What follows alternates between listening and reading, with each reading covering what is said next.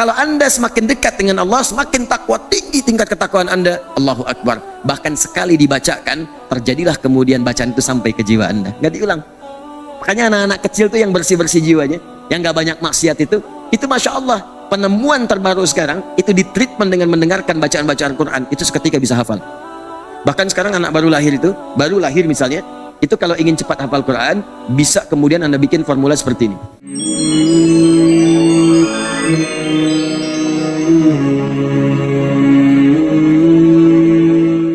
Bismillahirrahmanirrahim. Assalamualaikum warahmatullahi wabarakatuh, sahabatku semua. Alhamdulillah, nyimak dan ngaji bareng lagi kita di channel ini. Semoga kita selalu dalam lindungan Allah Subhanahu wa Ta'ala, serta Allah kucurkan keberkahan, kecukupan rizki, kesehatan, semua untuk beribadah kepada Allah Subhanahu wa Ta'ala. Amin ya Rabbal Alamin. Sebelum kita mulai nyimak kajiannya, seperti biasa, jangan lupa klik tombol subscribe, like, dan share-nya ya, agar silaturahmi kita tetap terjalin. Mari kita simak dan dengarkan kajiannya. Ini yang klasik, maksiat atau ada yang haram yang masuk ke dalam dirinya. Hati-hati, nih seperti ini teman-teman.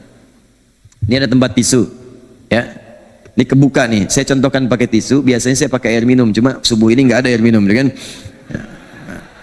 Contoh aja. Ya. Dan itu nggak usah pakai pertanyaan, ya. Dipahami aja. Ini kan tisu nih, ini lubang kan? Nah, kalau ini masih ada lubangnya, terbuka seperti ini benda apapun yang kira-kira cukup, ini bisa masuk. Masukkan spidol, masukkan uang, masukkan koin, kan? Cukup saja. Tapi kalau ini sudah tersekat, sekatnya ada yang ringan seperti tisu sendiri, seperti ini. Ya, saya tutup ya. Misal begini, kita tutup seperti ini. Nah, maka sekat seperti ini menghambat benda lain masuk. Walaupun mungkin bisa masuk, dipaksakan. Kalau masih ringan seperti ini masuk juga. Agak keras lagi misalnya, kertas. Ya, tapi agak lumayan. Tapi yang lebih repot adalah ketika benda penutupnya semakin kencang, semakin keras, semakin tebal, semakin keras, apalagi kemudian sama bendanya dengan tutup tisunya, dengan tempat tisunya, maka benda yang dimasukkan pun tidak akan pernah masuk. Balik lagi. Nah, itulah maksiat seperti yang dilukiskan oleh Nabi Sallallahu Alaihi Wasallam dan dirangkum oleh Imam Muslim. Jika seseorang berbuat maksiat dalam hidupnya, maka ada naktah sauda namanya, titik hitam, noda hitam. Semakin banyak dikerjakan, maka mulai akan menutup kemudian sumber cahayanya, sehingga semakin keras, menghambatlah semua nilai kebaikan masuk ke dalam jiwanya. Sulit. Begitu masuk, mentah lagi. Begitu masuk, mentah lagi. Apalagi kalau yang haram masuk ke dalam dirinya. Sudah, kalau yang haram masuk, beredar dengan darah, kemudian nyambung jadi daging, masuk ke telinga, wa fi adhanihim waqra. Quran surah ke-6 ayat ke-25. Ya, masuk kemudian ke dalam mata, awas hati-hati, wa ala absarihim ghishawah, di matanya ada penutup. Masuk ke hati, fi qulubihim marad, dalam hatinya ada penyakit, nutup. Khatamallahu ala qulubihim wa ala sam'ihim wa ala absarihim ghishawah. Ke hati ada penutup, ke telinga ada penutup, ke mata ada penutup. Nah, ketika dia belum bebas dari maksiat, itu yang kadang-kadang sulit kemudian untuk memulai. Maka buka dulu semua itu. Buka pintu maksiatnya, buka kemudian yang haram-haramnya, keluarkan. Dengan apa? Tobat. Tubu ilallahi taubatan nasuha. Tobat dulu, buka dulu penutup ini. Buka penutupnya, buka. Makanya banyak orang saat menghafal Quran, itu treatment pertamanya saat mulai menghafal, tidak langsung menghafal. Ya, coba istighfar dulu, berdoa dulu, ikhlaskan niat dulu, bangun chemistry antara dirinya dengan Allah Subhanahu wa Ta'ala. Setelah merasakan nikmat, nyaman, nanti ada perasaan tersendiri dalam jiwa kita. Akan ada rasa itu, ketenangan itu ada, kenikmatan mulai ada. Begitu menghafal, terjadilah percepatan kemudian hari. Nah, bahkan ada sebagian ulama yang mengambil kemudian isyarat di Quran surah ke-75 ayat 16 sampai 18, paling kanan sebelah bawah. Jadi di situ di treatment dengan takwa dulu. Peningkatan takwa. Sebelum menghafal, latihan sholat dulu, sholatnya dibanyakin dulu, istighfarnya dibanyakin, doanya dibanyakin. Setelah merasa dekat dengan Allah, baru dia memulai. Itulah yang terjadi pada Nabi Muhammad SAW. Nabi itu tingkat kedekatan dengan Allahnya luar biasa. Kata Nabi, saya orang paling takwa, ana atqakum. Ya, sholatnya tak terlukiskan, doanya, kedekatannya, menjauhi maksiat segala rupanya. Makanya ketika menghafal Quran, Allah tidak ingin memberikan beban kepada Nabi. Apa yang terjadi? La tuharnik bihi lisanaka lita'jala bih.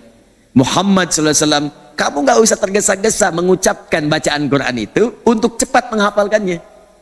Nah ini isyarat dari Allah, penghafal Quran itu ketika ingin cepat menghafal, itu biasanya cepat diucapkan. Ya, bismillahirrahmanirrahim, alhamdulillahirrahmanirrahim, maliki yaumiddin. Terus masuk alif lam mim, dzalikal kitabu la raiba fi la raiba fi, dzalikal kitabu la raiba fi hudan lil muttaqin, dzalikal kitabu la raiba fi hudan lil muttaqin, dzalikal kitabu la raiba fi hudan lil muttaqin. Begitu kan? Penghafal pertama itu begitu, ingin cepat, ingin cepat, ingin cepat. Tapi ada orang-orang yang dikehendaki oleh Allah, nggak usah cepat-cepat. Kamu dengerin aja bacaan sekali, atau kamu bacakan sekali. Dari bacaan itu saya akan tanamkan itu semua dalam jiwamu. Seketika, sekali baca langsung masuk ke jiwanya. Sekali baca langsung hafal. Inna alaina jam'ahu wa qur'ana. Biarkan kami yang akan menghimpun Quran itu dalam jiwamu. Fa'idha qara'nahu, maka jika telah kami bimbing bacaannya, kami bacakan kepadamu, fattabi' Qur'anah, maka ikuti bacaannya itu.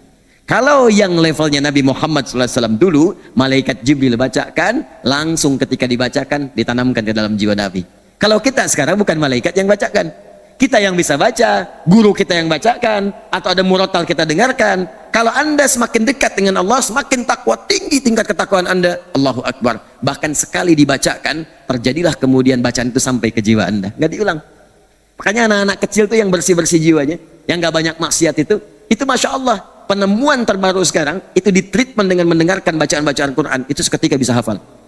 Bahkan sekarang anak baru lahir misalnya, itu kalau ingin cepat hafal Quran, bisa kemudian Anda bikin formula seperti ini. Formulasinya 30 juz, diperdengarkan ini setiap bulannya 1 juz. 1 juz setiap bulan, 1 bulan. Dan berurut ya, jangan diacak. Berurut, dimulai dari depan. Nah, jadi berurutan. Jadi kalau dalam suguhan tuh ada airnya, setelah itu ada makanannya, gitu kan, ada tisunya, nah itu urutan. Nah. Ini misalnya Al-Fatihah, gitu kan, sampai dengan Al-Baqarah, gitu kan, ayat 141. Juz 2-nya 142 sampai 253, terus dan seterusnya. Juz 1 bulan. Bulan kedua, juz yang kedua. Bulan ketiga, juz yang ketiga. Bulan ke-30, juz yang keberapa? 30. Ketika anak itu usia 30 bulan, dia sudah mendengar Al-Quran 30 juz. Bukankah 30 bulan itu 2 tahun setengah? Ya kan? 1 tahun 12 bulan, 2 tahun 24 bulan, 6 bulan setengah tahun. Berarti anak ini sudah 2,5 tahun. 2,5 tahun, dia sudah mendengar 30 juz. Dan indera yang berfungsi pertama kali di anak itu, anak baru lahir, yang pertama kali berfungsi dengan baik pendengarannya. Makanya ketika dia banyak mendengar, mulai 2,5 tahun, karena itu bisa bicara. Apa yang dia bicarakan? Yang banyak dia dengarkan. Di ketika dia banyak mendengar, mama, yang keluar di lisannya pertama kali, mama. Ya, dia nggak lihat, fokus penglihatan itu nggak utama pada anak yang baru lahir. Nanti belakangan baru terbuka, baru melihat dan sebagainya. Bahkan kalau yang dilihat dengan yang didengar tidak sama, fokusnya yang akan diikuti pendengarannya. Misal, bapaknya datang, mamanya bilang, mama, gitu kan? Papanya diam aja, mama, itu begitu bisa bicara, papanya dipanggil mama, gitu. Karena pendengaran yang paling utama bagi dia. Karena itu ketika banyak diperdengarkan, dengarkan, 2,5 tahun, maka Al-Quran telah terkumpul dalam jiwanya, di jiwa anak itu. Dan dia masih bersih. Sepanjang bapak ibunya nggak bermaksiat. Ya, cari sesuatu bermaksiat, masuk dimakan ibunya, keluar di asinya, asi maksiat, masuk ke dalam dirinya. Itu penghambat juga.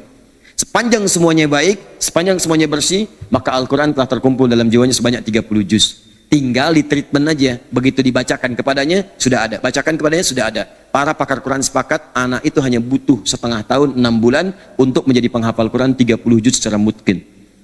Jadi usia 3 tahun, dia sudah hafal Quran 30 juz. Tuh, salah satunya. Ini diterapkan pula bahkan pada Fajar dulu ya, anak yang terkena lumpuh otak itu. Ya, kemudian ketika lahir dikasih ASI, setiap diberikan ASI bacakan 1 juz ayahnya, bacakan 1 juz, bacakan 1 juz. Begitu dia bisa bicara, yang keluar pertama di lisannya Al-Quran. Diundang ustadz-ustadz untuk mengecek, dilihat ternyata dalam 4 tahun itu dia sudah hafal 30 juz sempurna. Terakhir kami ketemu sedang menghafalkan terjemah, masuk ke tafsir. Dihafalkan, Anda bayangkan. Itu barokah Al-Quran. Kalau sudah hafal Quran, itu yang lain-lain jadi mudah. La tuharrik bihi lisanaka lita'jala bi inna alaina jam'ahu wa qur'ana fa idza qara'nahu fattabi' Qur'an. Jadi kalau sedang pusing, tolong teman-teman tenangkan dulu, ya, jauhkan dulu sebab-sebab tadi dan coba dilihat apa penyebabnya. Apakah dunia, apakah maksiat, ataukah ada yang haram masuk ke dalam jiwa Anda, atau ada hal-hal lain yang kemudian bisa diperbaiki. Kalaupun bermaksiat, apakah bisa menghafal Quran? Bisa. Walaupun masuknya lambat, misalnya lambat masuk, bisa aja dihafid 30 juz itu bisa. Cuma nanti kualitas hafalannya tidak akan bermanfaat bagi dirinya. Maka itu dibagi 3 oleh Al-Quran sendiri, para penghafal Quran. Itu ada di Quran surah ke-35 Fatir, ayat ke-32, paling kiri sebelah atas. Ya, thumma awrathna al-kitaba alladhina astafayna min ibadina faminhum 1 zalimun li nafsi, 2 muqtasid, 3 sabiqum bil khairati biidznillah. Kata Allah, kami akan wariskan Al-Quran kepada hamba-hamba yang kami kehendaki. Cuman sayang nanti di antara mereka ada yang tidak konsisten. 1, ada penghafal Quran setelah hafal dia zalim pada dirinya. Zalim itu menempatkan sesuatu bukan pada tempatnya. Saya katakan tadi, ini ada gelas, nanti ada gayung. Gelas untuk menampung air, minum. Gayung nampung air buat mandi. Baik, ada orang zalim, mandi pakai gelas, minum pakai gayung. Ya, gitulah kurang lebih. Sama Anda hafal Quran, hafal Qul huwallahu ahad, hafal misalnya surat At-Takatsur, hafal Al-Qari'ah, tapi tidak mengamalkan isinya. Katanya Qul huwallahu ahad, Anda hafal Allah itu Esa, Tuhan satu-satunya, tapi dalam perilaku sehari-hari Anda bahkan mengatakan semua agama sama, menuju pada Tuhan yang sama, cuman caranya beda-beda. Orang itu zalim. Hafal Qul huwallah tapi tidak menempatkan sesuai dengan tempatnya.